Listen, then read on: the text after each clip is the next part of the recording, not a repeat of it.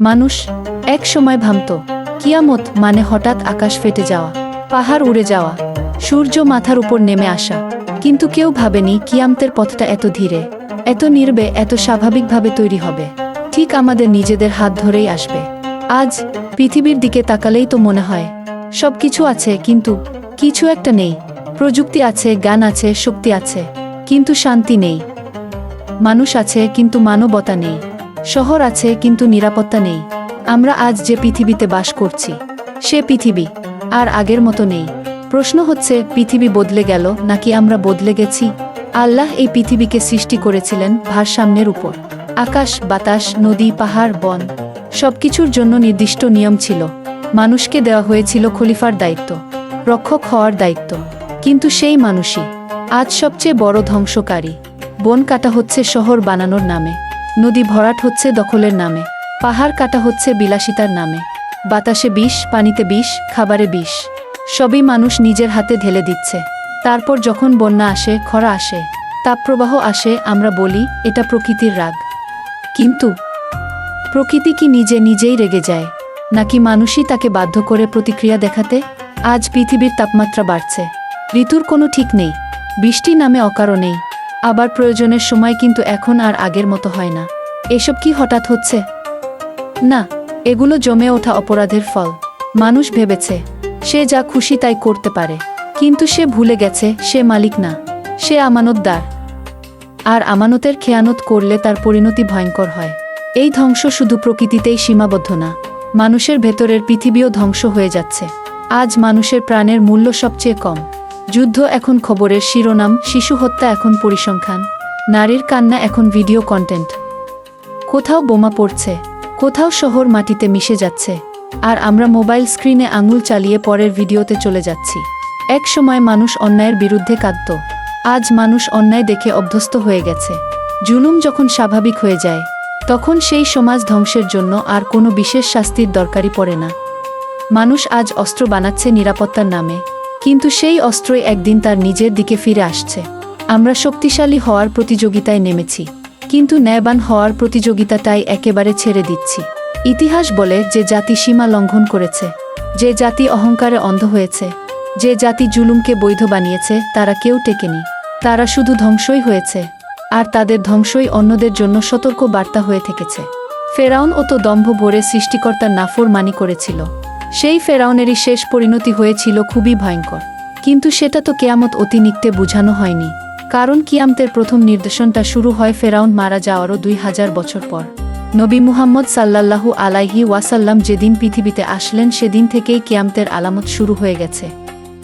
রাসূল সাল্লাল্লাহু আলাইহি ওয়াসাল্লাম নিজ মুখেই বলেছিলেন, আমি আর কিয়ামত পাশাপাশি নাজিল হয়েছি। সর্বশ্রেষ্ঠ মানুষটাই পৃথিবী থেকে চলে গেছেন, 1450 বছর হয়ে গেছে। ভাই ও বোনেরা, এটা ভাবলে কি শরীরের প্রতিটি পশম দাঁড়িয়ে যায় না আমার আপনার? হয়তো কিছু মানুষের দ্বারায়, বাকি মানুষগুলো ভুলেই গেছে কিয়ামত যে হাতের নাগালে। অতীত ইতিহাস দেখুন, ভাবুন অন্যায় জুলুমকারীদের শেষ পরিণতি কি হয়েছিল। কিন্তু মানুষ ইতিহাস থেকেও শিক্ষা নিতে চায় না। আজকের পৃথিবীর সবচেয়ে বড় নির্মম বাস্তবতা হচ্ছে মানুষ টাকার গোলাম হয়ে গেছে। সত্য আর মিথ্যার পার্থক্য নির্ধারণ হয় লাভ দিয়ে। যে লাভবান সেই সঠিক, যে শক্তিশালী সেই ন্যায়বান। দুর্নীতি আজ আর লজ্জার বিষয় না, এটা এখন বুদ্ধিমত্তা। ঘুষ এখন অপরাধ না, এটা এখন সিস্টেম হয়ে গেছে। একদিকে কয়েকজন মানুষের হাতেই সম্পদের পাহাড়, অন্যদিকে কোটি মানুষের না খেয়ে থাকা। অথচ পবিত্র কুরআনুল কারিমে মহান আল্লাহ বলেছেন, তোমরা সম্পদের জাকাত দাও। আমি তো মনে করি এই ধনী মানুষগুলো যদি ঠিকমতো জাকাত দিত, তাহলে সমাজে এত দারিদ্রতা দিন দিন বাড়ত না। আপনি কি জানেন, মহানবী মুহাম্মদ সাল্লাল্লাহু আলাইহি ওয়াসাল্লাম কিয়ামতের ভবিষ্যৎবাণীতে বলেছিলেন, প্রত্যেক যুগ তার আগের যুগের চেয়ে খারাপ হবে। সেই হিসেবে দৈনিকই পৃথিবী কিয়ামতের দিকে এগিয়ে যাচ্ছে। এই বৈষম্য শুধু সমাজ ভাঙে না, এটা আল্লাহর গজবকে আহ্বান করে। কারণ যেখানে ন্যায্যতা নেই, সেখানে শান্তি কখনো টেকে না। নৈতিকতার জায়গাটা সবচেয়ে ভয়ঙ্করভাবে ভেঙে পড়েছে। আজ ভালোকে ভালো বলা বিপজ্জনক, আর খারাপকে খারাপ বললে মানুষ হাসে। মিথ্যা আজ স্মার্টনেস, প্রতারণা আজ স্কিল, অশ্লীলতা আজ স্বাধীনতা। পরিবার ভেঙে যাচ্ছে, সম্পর্ক মুচড়ে যাচ্ছে, বাবা মা বোঝা হয়ে যাচ্ছে, সন্তান দায়িত্বহীন হয়ে যাচ্ছে। মানুষ জানে না সে কোনো পথে চলছে। সত্য আর মিথ্যার মাঝখানের সীমারেখা এতটাই ঝাপসা হয়ে গেছে যে মানুষ বিভ্রান্ত। আর এই বিভ্রান্তিই সবচেয়ে বড় ফিতনা। এক সময় পাপ লুকিয়ে করা হতো, আজ পাপ প্রদর্শন করা হয়। এক সময় লজ্জা ছিল মানুষের অলংকার, আজ লজ্জাকে আনকালচার বলা হয়।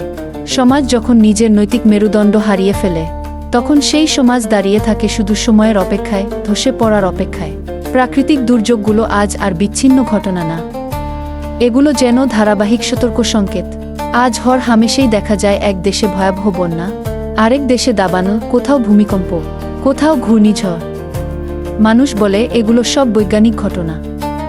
ঠিক আছে, বিজ্ঞান ব্যাখ্যা দেয়, কিন্তু বিজ্ঞান কি আত্মসমালোচনা শেখায়? বিজ্ঞান কি বলে, তুমি কেন এমন কাজ করেছ, যার ফল হিসেবে এটা ঘটছে? আল্লাহ হয়তো আমাদের ধ্বংস করতে চান না, হয়তো তিনি বারবার সুযোগ দিচ্ছেন আমাদের খারাপ কাজ থেকে ফিরে আসতে। প্রতিটি দুর্যোগ যেন বলে, এখনো সময় আছে, ফিরে এসো। কিন্তু মানুষ সেই সতর্ক বার্তাকে অবহেলা করছে। আজ এমন অনেক লক্ষণ আমাদের চোখের সামনে ঘটছে, যেগুলো এক সময় ভবিষ্যতের কথা বলে মনে হতো। সময় দ্রুত চলে যাচ্ছে, মানুষ ব্যস্ত কিন্তু ফলহীন, গান আছে কিন্তু আমল নেই। নেতৃত্বে অযোগ্য লোক, বিশ্বাসঘাতকতা স্বাভাবিক ব্যাপার হয়ে গেছে।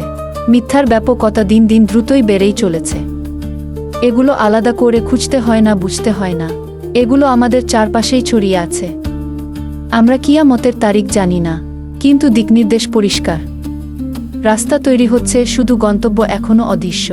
তবুও হতাশ হওয়ার কথা নয়, কারণ যতক্ষণ মানুষ ভুল স্বীকার করতে পারে, যতক্ষণ তোবার দরজা খোলা থাকে, ততক্ষণ আশা আছে। আল্লাহ মানুষকে ধ্বংস করার জন্য অপেক্ষা করেন না, তিনি মানুষকে ফিরে আসার সুযোগ দেন। কিন্তু সমস্যা হলো, মানুষ ভাবে সময় অনেক আছে, মানুষ ভাবে পরে ঠিক হয়ে যাবে, অথচ সময় কাউকে জানিয়ে আসে না। সুযোগ একবার হারালে আর ফিরে আসে না। এই কথাগুলো ভয় দেখানোর জন্য না, এই কথাগুলো কাউকে হতাশ করার জন্যও না, এই কথাগুলো আয়নার মতো পরিষ্কার। প্রশ্নটা খুব সহজ, কিন্তু খুব কঠিন। আমি, আপনি, আমরা সবাই মিলে কি আমাদের কাজ দিয়ে কিয়ামতকে আরও কাছে টেনে আনছি? উত্তরটা যদি আপনার জানা থাকে তাহলে আমাকে কমেন্ট করে জানান। চ্যানেলে যদি নতুন হয়ে থাকেন তাহলে সাবস্ক্রাইব করে পাশে থাকুন।